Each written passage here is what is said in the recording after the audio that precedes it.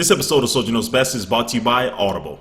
Hey, what's up guys, Soldier Knows Best here. In this video, I'm going to be showing you some of the new features and settings and tweaks that are in iOS 7 that Apple has not talked about. So some of these are pretty small, minor things, and then some things are really going to probably change the way you use your phone. So it's going to jump right into the video with the first thing. Now, one of the first new changes in iOS 7 is the way you access the Spotlight search. Before you had to go all the way over to the left side of the screen, but now from any home page, you can just slide down from the middle of the screen and it'll bring up the Spotlight search at the top, and now you can go to start searching for applications, email, messages, and things like that. Another thing is when you go into the new clock application and you start a new timer, and when you lock your phone, now you'll see the timer actually underneath the regular time, and so now you'll be able to keep track of things you're keeping timed of even though your phone is going to be locked. Now, when you go to turn off your phone, now there's a nice animation to slide the power off, and now when you slide your finger on that, your screen will slowly start to get dark, and then once you go all the way to the right, it will completely turn off. And this is just, again, another little animation that makes things a little bit more unique. Now when you go to turn your phone back on, you can slide to unlock anywhere on the screen. Before you had a little bar at the bottom that you had to hit exactly. Now you can actually just slide anywhere on the screen without even looking. Now next up, there's a couple new things with multitasking. One is that when you are in landscape mode in certain applications and you go to multitask by double tapping on the home button, all the multitasking applications will be in landscape as well. Before they just show the portrait orientation. And then also too, you can close out multiple applications at once. So you can use 1 or 3 fingers to basically slide on all 3 of those applications to close them out all at once, just in case you're in a hurry to close out everything. Now in the App Store in iOS 7, you can now add things to a wish list. So if you're looking at an application, you're not really sure if you want to buy it yet, you can save it to your wish list, and then now you can look at it at a later point. When it comes to the stock icons, they have a new look to them, but the clock application now updates in real time. So if you look closely, you'll see that the clock is actually keeping up to the regular time. Now how useful is this? I don't know, but I would like to see the weather application get updated with this feature as well.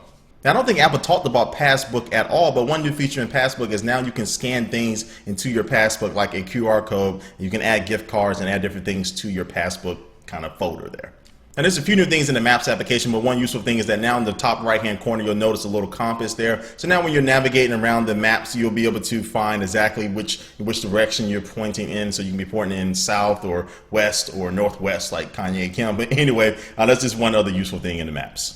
A nice little touch that Apple added is that when you're dialing a number to call somebody, you can now see the background as you hit the numbers. You'll see whatever background you have there, it'll kind of poke through there. And it's a nice little touch. You may not notice it at first, but it's a little touch that kind of makes, again, things a little bit different. And when it comes to the camera application, you can now pinch to zoom in while recording video. So this will help you get a lot closer to your subject while you're recording video just by pinching and zooming. And another thing is that when you take a panoramic image, you can now use that as your home screen or your lock screen wallpaper. So when you select it as one of those wallpapers, you can now move your phone around and it'll start navigating around that image. So it's a nice little, again, nice little touch that I really do like, and I mostly use it for my lock screen.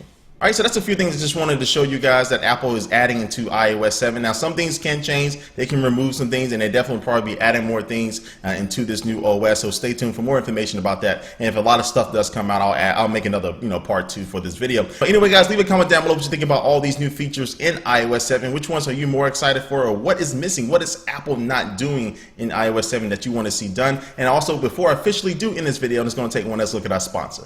And today's sponsor is Audible. Now, Audible is the leading provider of audiobooks, and these are awesome because you can listen to them while you're working out, while you're driving, while you're just chilling at home. You don't have to flip the pages. Just put them in your iPod, your MP3 player, your tablet, your cell phone, and just sit back and relax. And one of the books that I'm listening to right now, because I'm a huge fan of the show, is Game of Thrones. So if you want to listen to this book or any other book you choose for absolutely free, you can go to audible.com/soldier, and you get 1 free audiobook to listen to. Again, that's audible.com/soldier, and the link is down below. All right, guys, that wraps up this video. All the links to my social networks are down below: Facebook, Instagram, and Twitter. And thanks for watching this video, guys, and I will catch you later. Peace.